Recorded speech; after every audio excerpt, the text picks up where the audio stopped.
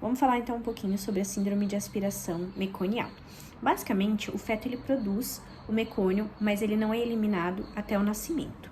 O que acontece é que quando esse feto ele se encontra diante de uma situação de asfixia, e a gente vai ver quais são os principais fatores para isso, basicamente um bebê que nasce pós-termo, ou fatores que vão gerar então sofrimento fetal nesse feto, ele vai desencadear essa asfixia, vai desencadear processos que vão então que vão desencadear a liberação de mecônio. Vamos entender um pouquinho isso. Então, a asfixia fetal vai promover a abertura do esfíncter anal do bebê, que então impedia com que esse mecônio fosse liberado, e o mecônio, então, ele é liberado, então, e fica circulando ao redor do feto. Além disso, a asfixia, ela promove o aumento dos movimentos respiratórios. Então, ela libera o esfíncter anal e aumenta os movimentos respiratórios. Então, esse movimento respiratório aumentado faz com que o feto, então, acabe aspirando esse mecônio. E esse mecônio, inicialmente, então, vai entrar nas vias aéreas e a gente vai ver que, a partir do momento que o bebê, ele nasce, ele vai, então, fazer aquela resistência pulmonar que tinha muito grande no pulmão, acaba diminuindo, e essa região, então, da traqueia, que ficava cheia de mecônio e que antes não atingia as vias aéreas inferiores, agora atingem as vias aéreas inferiores. Então, esse feto, ele vai apresentar um quadro de algumas complicações em relação a esse mecônio aspirado. Então, a primeira coisa que vai acontecer é um bloqueio mecânico expiratório. Então, quando a gente inspira, o ar entra, e na hora de expirar, por conta desses alvéolos estarem cheios de mecônio, o ar não vai conseguir sair. Então, os alvéolos, eles vão ficar cheios de ar. Isso acaba aumentando, então, o volume de ar dentro dos pulmões, causando uma hiperinsuflação.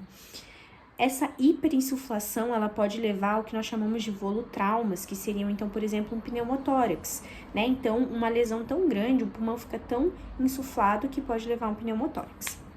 Além disso, o mecônio, por si só, ele pode gerar uma infecção e uma inflamação.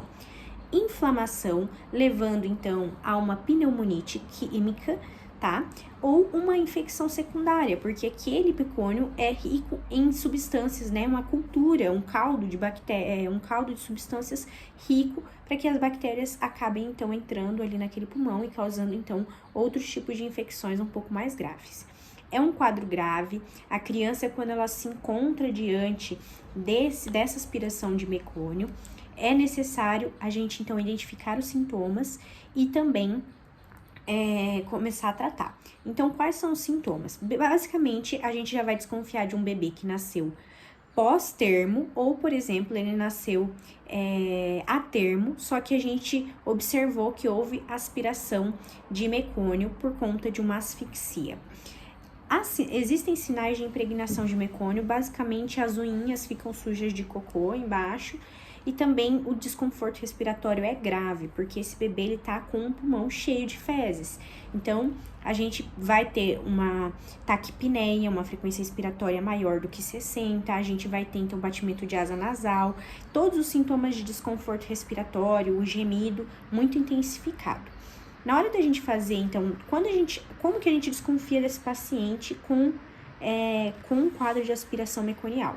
Primeiro, ele vai ter uma unha suja quando ele nasce, a gente vai ver que ele tá com esse desconforto respiratório, a gente já vai ver que provavelmente, fazendo ali o cardiotoco, o bebê tá em sofrimento fetal, uma possível asfixia, desconfiamos. A gente vai pedir, então, um raio-x. Vai dar um pulo. Ai, amor, tô gravando vídeo, cara. Eu vou cortar. Então, a gente vai solicitar um raio-x. A gente vai solicitar um raio-x, e nesse raio-x o que a gente vai observar? Uma hipotransparência, ou seja, a hipotransparência representa as regiões ali que tem as fezes. Além disso, então, a gente pode observar uma hiperinsuflação, porque o pulmão ele fica aumentado por causa desse acúmulo de gases. Como que a gente vai fazer o tratamento? Primeiro, suporte geral para aquele bebê. Se necessário, a gente vai aspirar aquelas vias contaminadas com mecônio. Além disso, inicialmente, a gente pode dar o CPAP nasal e para aumentar a pressão e fazer com que o ar saia, diminuindo essa hiperinsuflação, ou ventilação mecânica, se necessário, caso o CPAP não seja eficiente. Antibiótico terapia, provavelmente a gente vai fazer, porque provavelmente a gente vai ter um quadro de pneumonite química e também de uma infecção secundária. Então, a gente vai fazer de acordo com a bactéria que a gente desconfia. E além disso, existe um fator de que a própria atividade química do mecônio vai inativar a produção de surfactante. Então, a gente administra surfactante para esse bebê, para que então ele tenha uma melhora no seu quadro. A outra síndrome que eu vou falar é a síndrome da taquipneia, a taquipneia transitória do recém-nascido. A taquipneia transitória do recém-nascido, ela é uma dos problemas mais comuns dos desconfortos respiratórios. Basicamente, o que acontece é que durante a formação intrauterina, as células do epitélio respiratório, elas liberam algumas secreções, um líquido que acaba permeando, né, acaba ocupando ali as vias aéreas. Basicamente, é por isso que o bebê ele não consegue fazer as trocas gasosas pelo pulmão, porque aquele pulmão fica inativado. A partir do momento em que o bebê vai nascer, as células identificam que o bebê vai entrar, então ele vai sair dessa vida ultrainterina e começam a reabsorver aquela água que fica ali dentro, que eles estavam então secretando. Nessa síndrome, na taquipneia transitória do recém-nascido, que também pode ser chamada de síndrome do pulmão úmido, o bebê, por algum motivo, então, por exemplo, um parto cesárea, onde o bebê não percebe, ele não é avisado que ele vai sair da região intraútero, ou, por exemplo, então, uma cesárea eletiva, ou uma mãe diabética, uma asma materna e até mesmo uma asfixia, vão fazer com que as células que acabavam secretando e reabsorvendo e que também reabsorviam aquele líquido, não vão reabsorver aquele líquido nas vias aéreas. Então, o bebê ele nasce com as vias aéreas lotadas de água, de líquido. Não é um quadro muito grave, porque ele acaba se restabelecendo ali dentro de 48 a 72 horas, então é um quadro autolimitado. Mas o bebê, por conta dessas vias aéreas estarem repletas de líquido, acabam então apresentando ali um desconforto respiratório. Então, desconforto respiratório, como taquipneia, a gente vê ali uma dispneia, a gente vê ali gemidos, qualquer fatores que mostrem um desconforto respiratório, né? Geralmente em RNs ou a termo ou pré-termo tardio.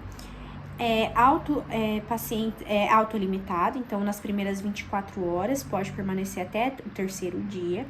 E geralmente a gente faz até um rastreio infeccioso. Então, basicamente assim, o bebê nasceu. A gente viu que ele tem esses fatores como uma cesariana eletiva, ou um pós-termo, demorou demais, asfixia, a mãe tem asma, fatores de riscos associados ao bebê nasceu, tem esse desconforto respiratório. Vamos fazer um raio-x só para ver mesmo se é essa síndrome do desconforto da taquipneia transitória, para ficar mais tranquilo. Quando a gente faz o raio-x, a gente vai dar de cara, então, com um pulmão com as características ali presentes. Primeiro, a gente vai ver o que nós chamamos de estrias radiopacas. Basicamente, são as regiões do hilo pulmonar, as regiões ali, a árvore respiratória cheia de líquido. Então, a gente consegue ver toda essa região. O pulmão, ele está cheio de líquido, então ele fica também bem insuflado, né? Então, existe uma hiperinsuflação, e essa hiperinsuflação a gente consegue ver, então, o espaçamento entre os arcos costais, intercostais, que também é um dos sinais ali da taquipneia transitória, tá? Além disso, muitas vezes é difícil da gente conseguir ver a borda cardíaca. E aqui a gente observa que o coração ele fica um pouco mais aumentado, existe uma cardiomegalia, porque tem muito líquido, esse líquido está sendo reabsorvido pelo organismo, aumenta o volume sanguíneo, aumenta o volume que circula no coração, mas, contudo, a gente não vai fazer diurético, é proibido fazer diurético, porque o corpo mesmo vai reabsorvendo esse líquido, então, se a gente fazer diurético, a gente vai prejudicar o bebezinho, tá? Então, e existe uma situação que também é chamada de cisuras espessadas, basicamente são os líquidos também dentro da árvore da árvore.